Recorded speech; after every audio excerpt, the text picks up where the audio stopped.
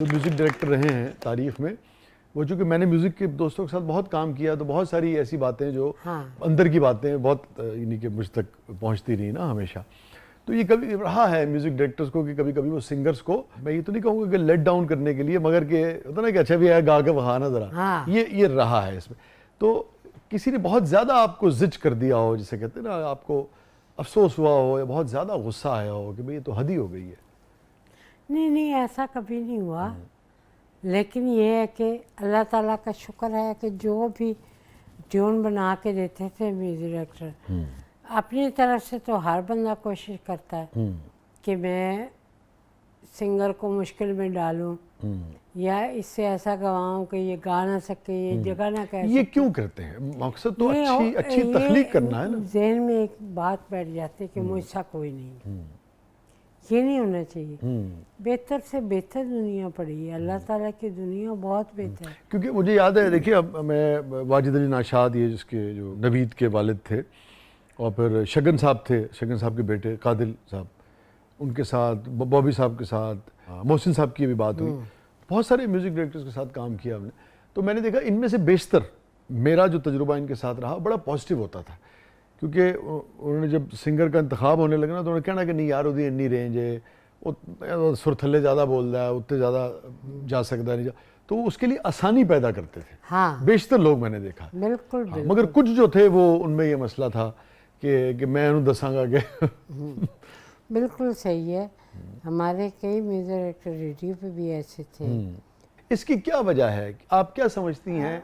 क्योंकि ये तो एक पूरी तारीख रही है ना, मैं अब तफसील में नहीं जा सकता, मगर आप मुझसे ज़्यादा जानती हैं कि ये हमेशा रहा है थोड़ा बहुत ना, इंडिया में भी रहा है, हाँ अभी है, हमारे यहाँ भी रहा है। इसकी क्या वजह है? शायद ये वजह हो सकती है कि म्यूज़िक डायरेक्टर सोचता है कि यार ये सारी तख्लीक मेरी है, ये बनाया मैंने है, सब कुछ मैंने किया है, और सारा जो बेशतर क्रेडिट है वो ले गया सिंगर। ये वजह है इसकी? नहीं, अच्छा, ये वजह नहीं है।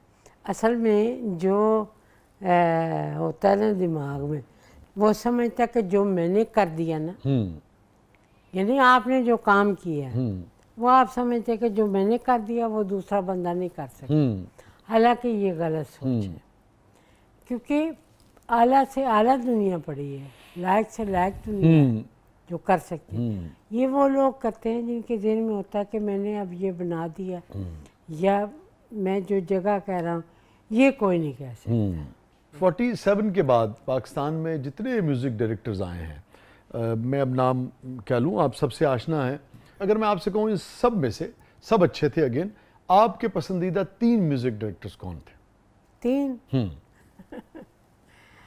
सबसे पहले तो बेहतरीन म्यूज़िक डायरेक्टर थे ख्वाजा खुर्शीद अनवर, जो कि जो गाना बनाते हैं उसकी ज़मीन ही लागत, वो मुझे बहुत पसंद है।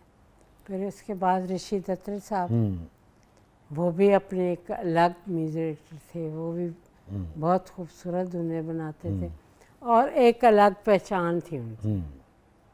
फिर मास्टर गुलाम अज़हर हैं, वैसे तो वो लता जी भी उनको उस्ताद मानते थे, मैडम भी उस्ताद मानते, बेसिकली लता ही जी के। हाँ, मास्टर गुलाम अज़हर की जो खसूसियत है वो ये है कि पहले फिल्मों में गाने चलते थे कि जो सिंगर साई कह रहा है वही सारा ऑर्केस्ट्रा वो कह रहा है। ठीक है। अच्छा, मास्टर गुलाम अज़हर ने इसको चेंज करके थोड़ा सा म्यूज़िक डाला। ये रवायत म्यूज़िक की उनकी है, ये जो इंटरलूड कहलाता है। हाँ, जिसको इंट्रोडक्शन और वो क्या कहते हैं उसको, वो इन्होंने शामिल किया। लेकिन म्यूज़िक डायरेक्टर जो थे वो सबसे अच्छे तो आला थे ना, जो म्यूज़िक को बनाना जानते थे, वो ख्वाजा खुर्शीद साहब थे। मैं आपकी बात जिसे कहते हैं ना बड़ी होती है, मैं एक इंटरव्यू देख रहा था, अगर मेरा हाफजा ठीक काम कर रहा है, उनका नौशाद साहब का, तो मौसीकार आज़म, एक इंटरव्यू में मैंने देखा कि नौशाद साहब ने बहुत जिक्र किया ख्वाजा साहब का और तारीफ।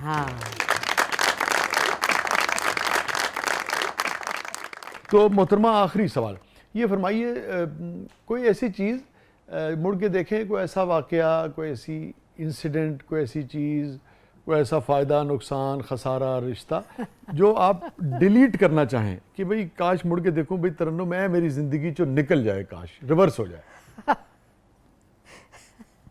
ये असल में बहुत से वाक़यात ऐसे हैं शाह जी, ਤੁਸੀਂ ਅੱਜ सवाल बहुत मुश्किल कर रहे हो। अल्लाह करे मैं उनसे पूरी उतर सका, लेकिन यादें हैं कुछ ऐसी ज़िंदगी में जो इंसान चाहता है, मैं चाहती हूँ कि मेरी ज़िंदगी से निकल जाए, काश ये ना होता।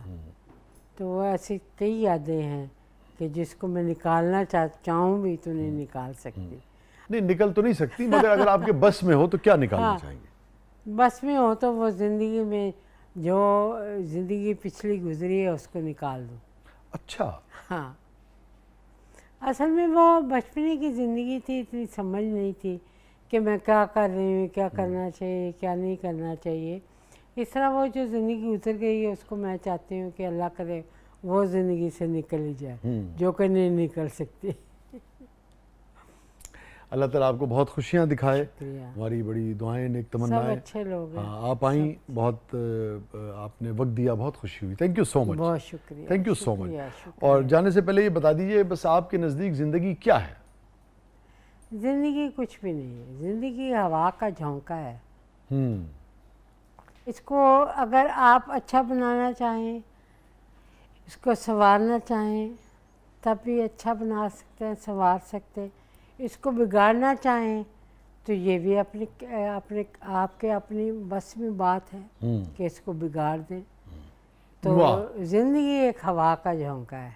वाह। और उस हवा के झोंके में आपका फ़न ये है कि आप गिरा लगाती हैं, हाँ, जिसको मौसीकी इंशाल्लाह। कहते हैं। बहुत बहुत शुक्रिया तरन्नुम साहब। शुक्रिया, थैंक यू सो मच। शुक्रिया। Thank you so much.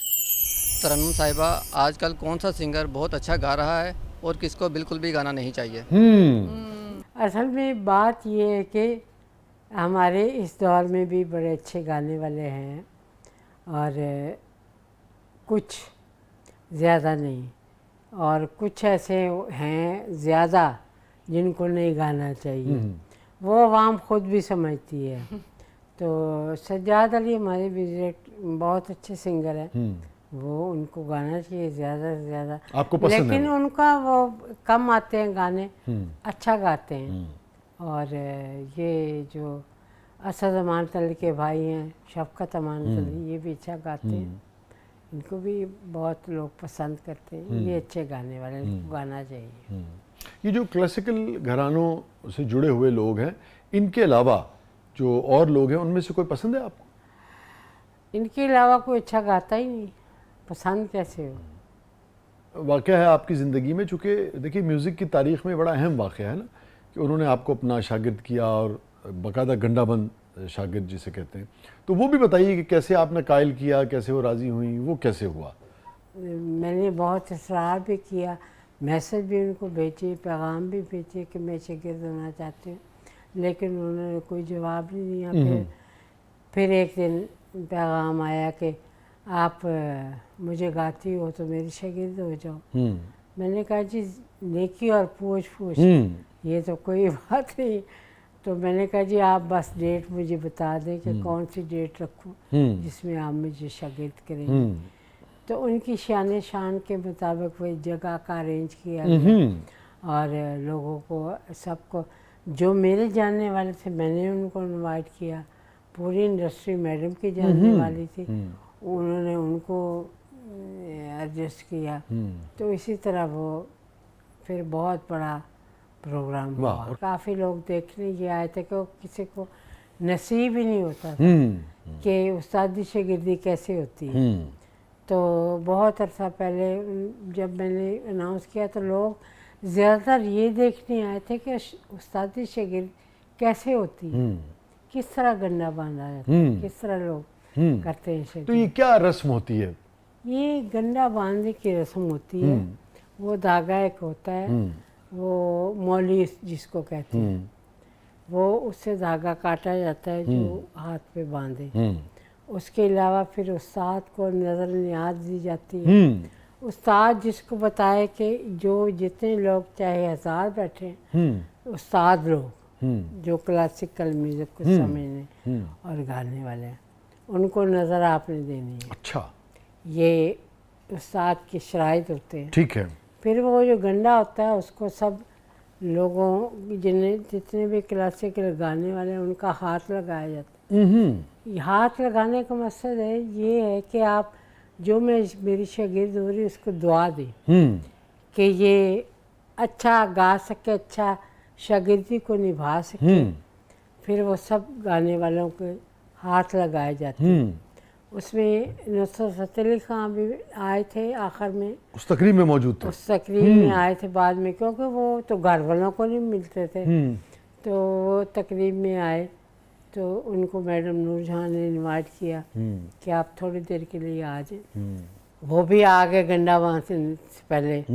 फिर उनका हाथ भी लगवाया, सबका हाथ लगा के फिर वो गंडा बांधा जाता है। उस्ताद जो है ना वो गंडा बांधता है हाथ में, और जो मीठा पड़ा होता है ट्रे में वो चाहे गुड़ हो चाहे लड्डू की ना। वैसे पुराने लोगों में तो वो गुड़ जो है वो खिलाया जाता था शागिर्द। तो मैंने गुड़ भी रखा, लड्डू भी रखा, पता नहीं कौन सी चीज़ पसंद करेंगी मैडम। तो फिर उन्होंने लड्डू पहले उस्ताद लगाता है अपने मुंह को, फिर उसका जो खाया हुआ था जूठा वो फिर शागिर्द को खिलाया। इस तरह ये रस्म होती है। और फिर ट्रे में उस्ताद के लिए नज़र नियाज होती है, वो उनको दी जाती है।